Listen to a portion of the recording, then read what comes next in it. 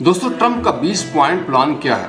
Hamas हथियार डाले, गजा की हुकूमत छोड़ दे, इंटरनेशनल स्टेबलाइजेशन फोर्स आए और पाकिस्तान, इंडोनेशिया और अजरबैजान की अफवाज गजा सिक्योरिटी संभालें और हमास के खिलाफ वहां की पुलिस को वो सिक्योरिटी के लिए ट्रेन करें। इसराइल खुश है क्योंकि इससे हमास कमजोर होगी और गैर फाल भी।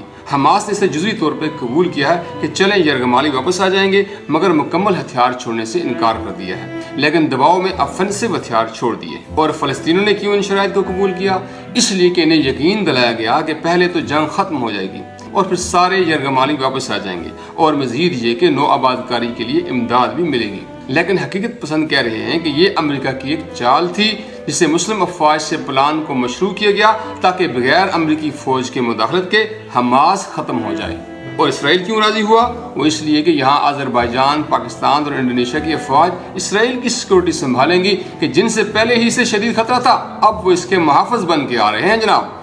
लेकिन दुनिया पाकिस्तान पर शक कर रही है कि ये कोई डील कर चुका है, मगर डीमिलिटराइजेशन यकीनी हो गई है, जबकि पूरी दुनिया के मुसलमान इससे नफरत करते हैं। हुकूमतें अमेरिकी दबाव में शरीक हुई हैं, जबकि इधर कहा जा रहा है कि पाकिस्तान यूएन मैंडेट चाहता है। तो मंसूबा क्या हुआ?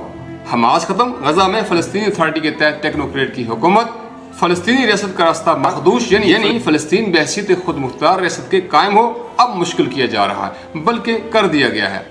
नेतन्याहू वेस्ट बैंक कब्जा बढ़ा रहा है और इमदाद भी वापस करवा ली है, और साथ साथ इसके लिए इसने पार्लियामेंट से करारदाद भी मंजूर करवा ली है।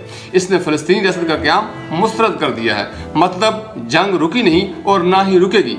इसीलिए यूएन ने इसे नस्ली सफाई का खतरा करार दे दिया है। फिर सुने कि मुस्लिम अफवाज क्या करेंगी। इसराइल की सिक्योरिटी को यकीनी बनाएंगी और मज़ाहमत कुचलने की जिम्मेदारी अदा करेंगी, यानी कि हमास से इसराइल को बचाएंगी। दूसरे अल्फाज में, उम्मत का खून बेचा जाएगा। अब गजा और वेस्ट बैंक अलग अलग, फ़लस्तीन तकसीम हो चुका क्योंकि अपने ही इस काम में शरीक हो चुके हैं।